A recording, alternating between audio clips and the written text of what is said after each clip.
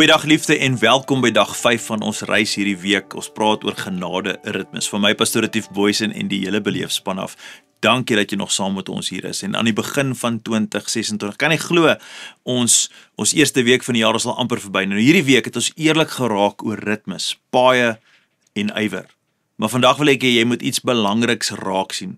Jesus begin nooit met instruksies nie. Nee, hy begin met 'n uitnodiging. Ons is so gewoond daaraan om te hoor dat ons kyk, ons is gewoond aan instruksies die hele tyd. Doen meer, probeer harder, raak net beter, ywer meer, nê, gee jou beste, nê.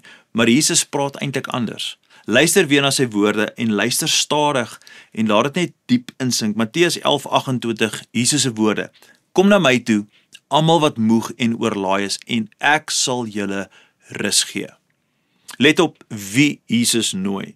Nie die wat alles reg het nie, nie die wat sterk voel nie, nie die wat hulle lewe uitgesorteer het nie. Nee, hy nooi die wat moeg is, die wat oorlaai is, die wat nie meer weet hoe om aan te hou nie, daai wat wil opgee. En miskien is dit hoekom hierdie woorde jou en my so diep tref. Want dit is presies waar jy jouself nou bevind. Geliefde, as ons gaan deur hierdie moeilike tye, nê, Jesus sê vir ons, kom na my toe en ek sal vir jou nie nog take gee nie. Hy sê ek sal vir jou rus gee.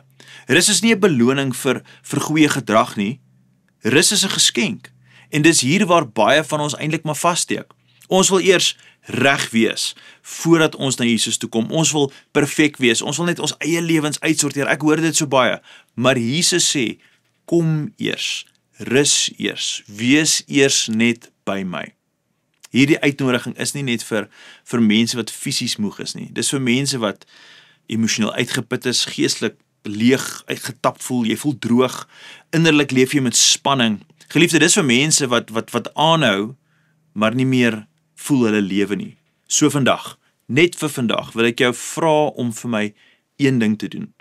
Hou op probeer om jouself eers reg te kry en kom net na die voete van Jesus toe. Kom net na Jesus toe met jou moegheid, met jou vrae. Kom na hom toe sonder 'n plan. Kom net na hom toe, want 'n beter manier begin nie by doen en by arbei nie. Dit begin by kom en wees net by hom. Môre sluit ons hierdie besonderse week af deur te kyk na wat dit beteken om nie net na Jesus te kom nie, maar om saam met hom te leef in sy pas, in sy ritme.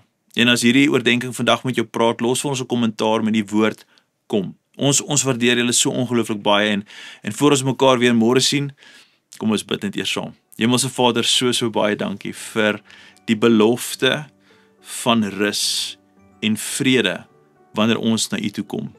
U gee vir ons daardie instruksie wat sê, kom eers. Eintlik die uitnodiging, kom net eers. En daarom, Vader, vandag bid ek vir myself, my eie gedagtes, my hart, om rus te vind deur net te wees in U teenwoordigheid, om nie te probeer myself meet aan wat ek doen en my arbeid en hoe goed of hoe reg ek leef nie, maar Here, maar om te leer om te wees by U voor ek enigiets anders te aanpak. Dis die uitnodiging, Here. Nie net vir 2026, dit was nog altyd die uitnodiging. Maar mag ons in 2026 opnuut besef dat ons lewens raak beter. Daar is 'n beter manier wanneer ons eers net kom tot by die voete van Jesus, daar waar ons rus en vrede kan beleef. Dis ons gebed in die mooi naam van Jesus. Amen en amen. Geliefde, ek sien julle môre, gaan in vrede. Totsiens.